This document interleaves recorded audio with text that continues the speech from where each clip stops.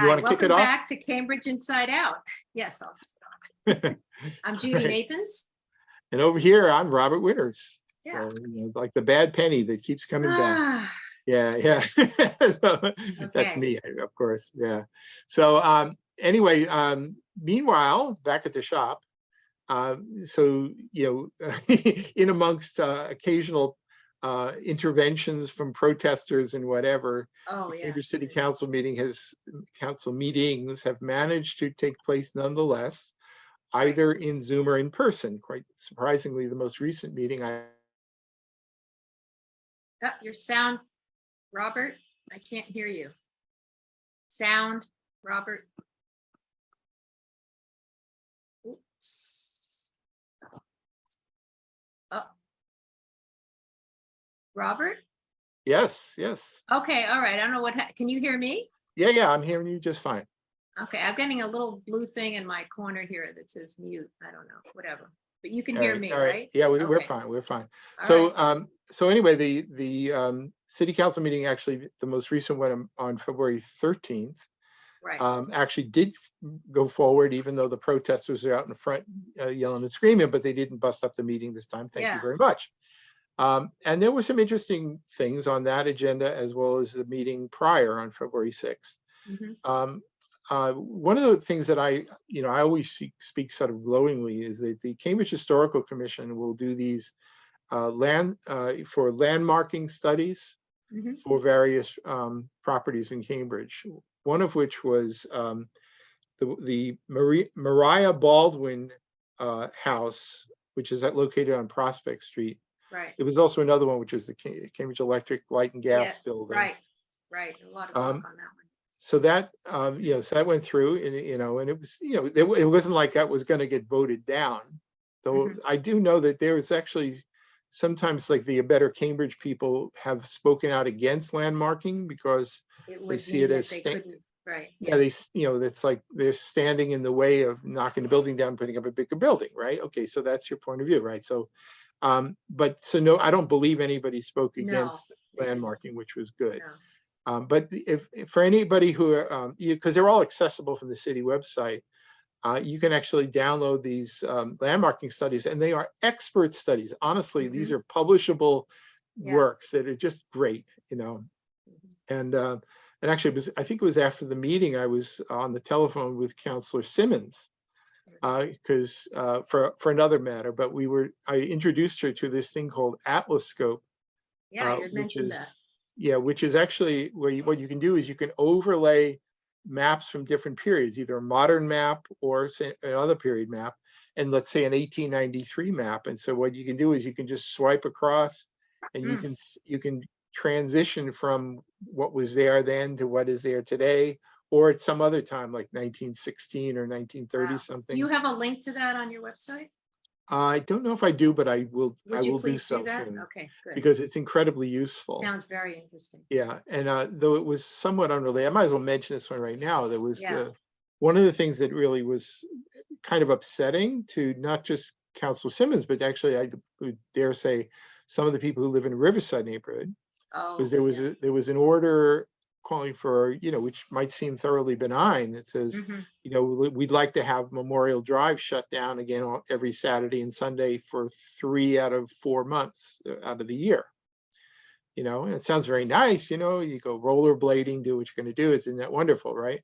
But there has been kind of a persistent concern from some people who live in the Riverside neighborhood about the fact that when you shut down Memorial Drive, the traffic gets diverted to Putnam Ave. But wait a minute, back up. You said 3 out of 4 months. It goes longer than that.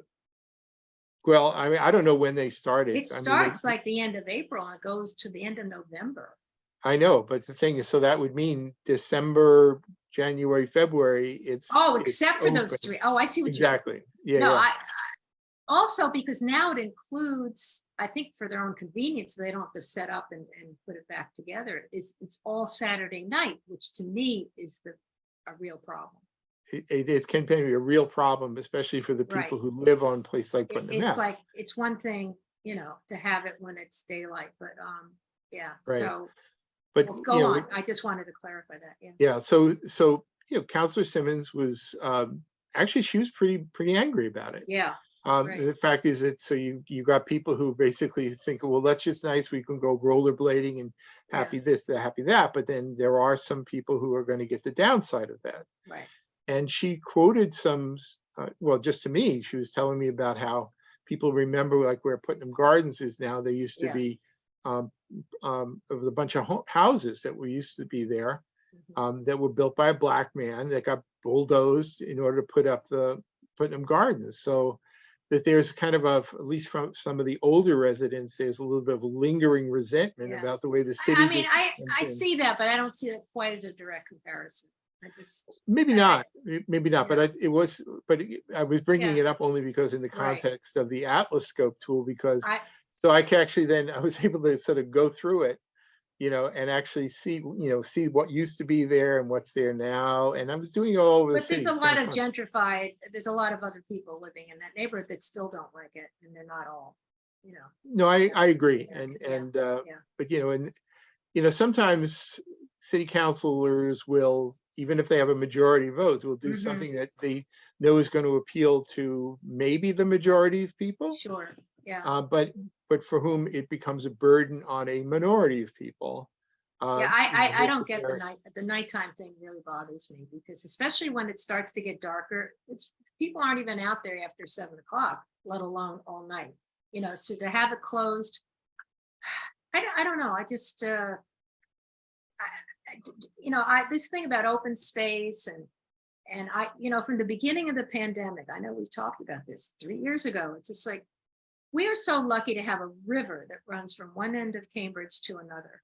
Okay, so you can actually go there and see water. And yes, maybe there's cars going by, but you can get there. We have Danahy Park. We have the new tomb. We do have some, I know, and Carlone keeps talking about open space, but we have Fresh Pond. There are places people can go. Maybe they have to walk half a mile, but well, but there are let's also, places you can go. but I think it needs to also be pointed out that Yeah, Memorial Drive yeah. doesn't go to the river's edge. There is this whole strip of green and I places know. to sit and walk and picnic and I, hang out I there, know. I know. And then it so just, it so just, so I've yeah. never, I mean, I sometimes think it's nice that it's closed there, but Well, you to don't have me, cars going, yeah, wishing by, but you know what? You still, you can look out and see. I don't know. It's just, right. So we, anyway, we are a city of 7 square miles. There's just so much open space you can have. And I think for a city that we have a lot of pocket parks, I guess I'm just not as, I feel it's a privilege to live here in many ways, and to happily have. And even though it annoys me many times, I just feel like sometimes I think people of, just want too much. I sometimes, I often will think about things in terms of like marginal benefits. So Right, the thing is, okay, so there is a marginal benefit in having the paved portion of Memorial Drive be shut right, down. But let's not forget that there was already this principal benefit that was there all the time. That right, was access 24 hours a day, 12 months out of a year, right. So it's a matter of really, do you want to sort of grow that over into I mean, I think that this may be a longer term thing that maybe is a discussion that should be Yeah. had with the Department of Conservation and Recreation, Uh-huh. which is, and they have already been doing plans where they're reconfiguring some of the spaces in the river roads, Well, on the other like they did, side, the whole thing with yeah, the throat. like Yeah, Greeno yeah. Boulevard, they Oh, right, yeah. reconfigured things so that, the roads further away from the river, Mhm, there's more mhm. usable Yeah, green space. There's actually fewer travel lanes, so it's a good thing. Actually, even Memorial Drive, it was like 3 lanes on one side and 2 on the other down by mhm, MIT. I yeah. think it was that has now been reduced, right? Some of those. I I don't don't know, actually but that remember. that stretch from actually from the BU Bridge, which they redid that whole stretch from the BU Bridge down to actually all the way down past the Mass Ave Bridge, is beautiful. And I know that is in the works for the other end of Memorial Drive, where it's not so nice between Western and River. But Right. I mean, there's yeah, certain things like, for example, what do they call it, the Bowker overpass over in Boston, where they, yeah, back in yeah. this sort of like insanity of 1950s highway Right. planning, they built right over the Emerald Yeah. Necklace, Yeah, you know? And there are some plans which apparently aren't going to go forward, which maybe is a shame, but where they would actually reconfigure that and restore it so that it would oh, feel really? more like actual parkland. But Huh, apparently the problem is that we don't have too many really good alternatives for the yeah, roadways. So right. that, if for example, actually where the Massachusetts Turnpike entrance is, for the Alston Brighton entryways there, Well, that's all you know, gonna be redone.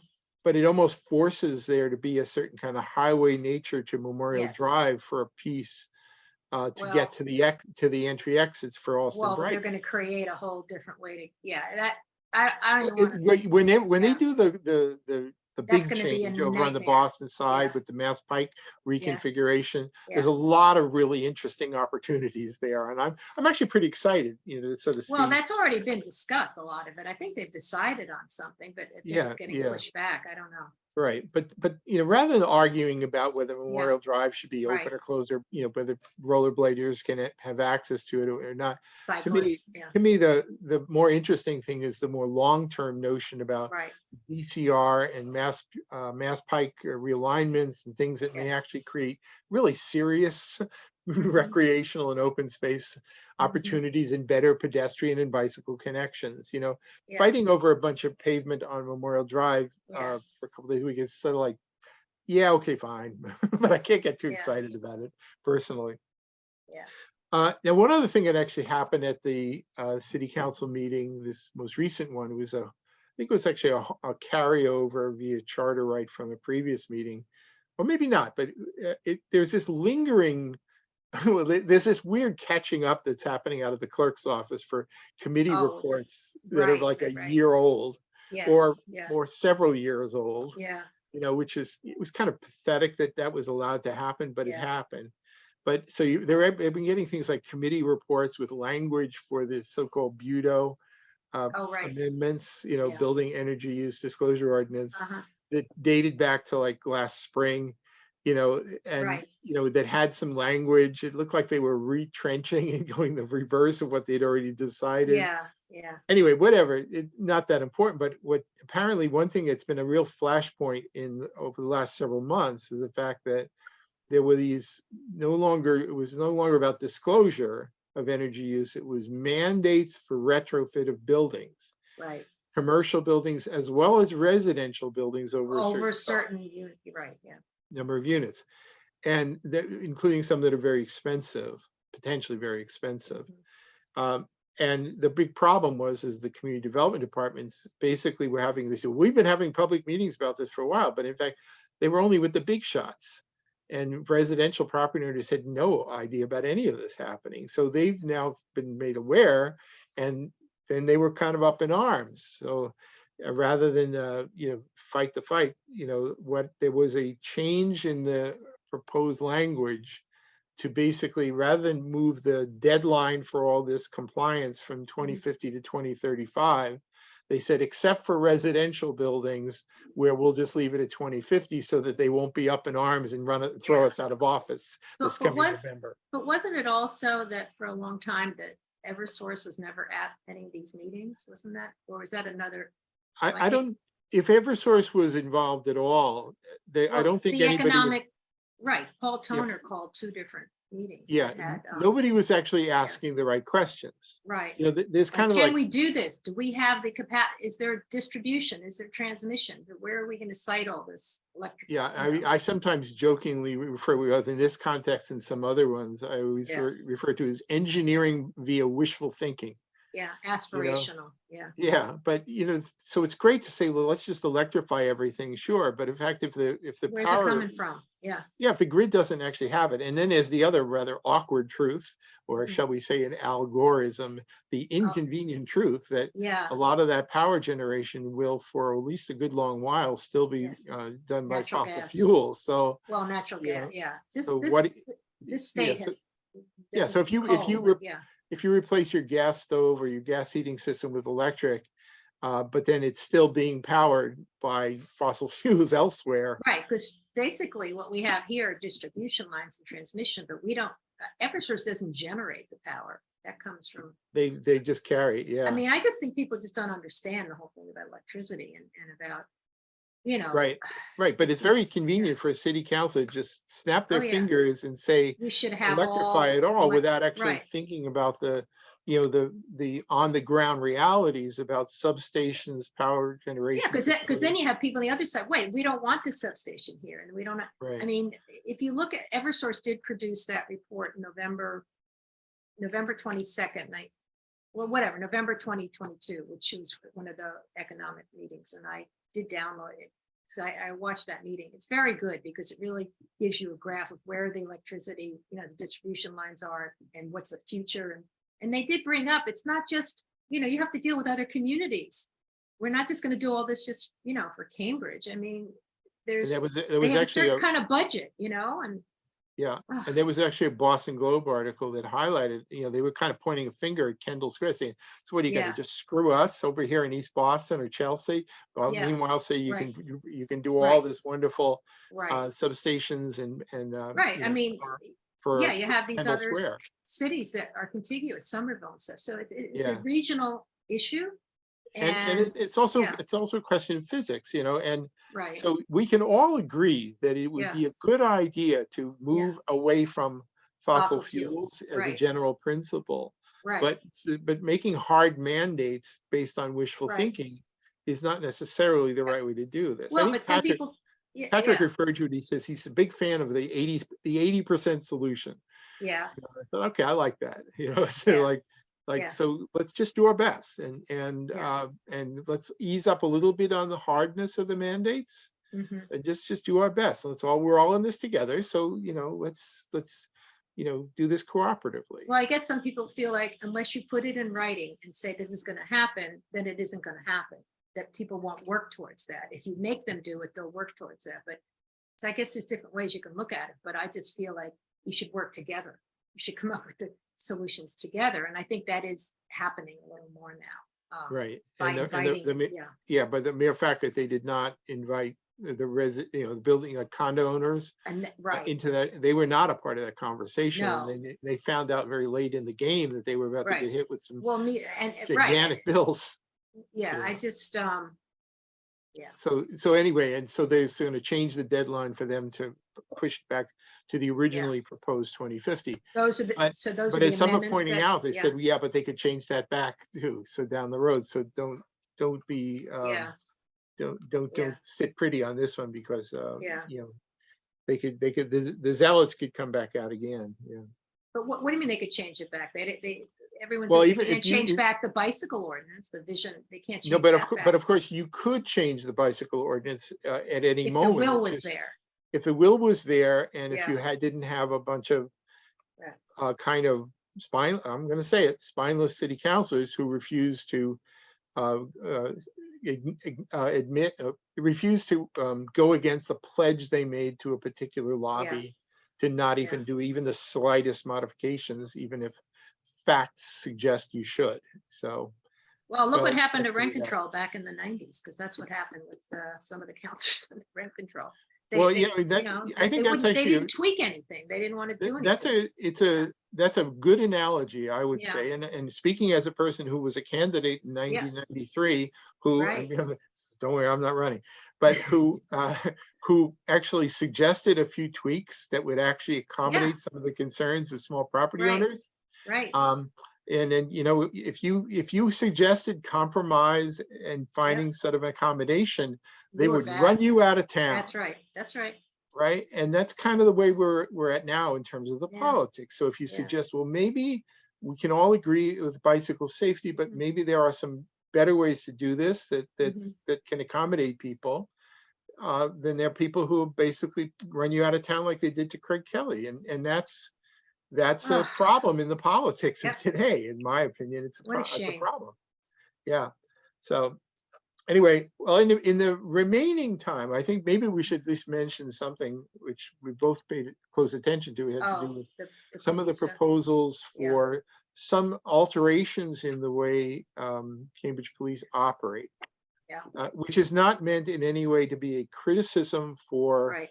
some of the very good ways in which they've been operating for some time, Mhm. but as has been pointed out, there was even the city council has suggested having things like body cameras, Right. have those available for Cambridge Police, and even the Cambridge Police Union and pretty much everybody I know in the Cambridge Police Yeah. Department said, yeah, we're okay with that, but it never happened.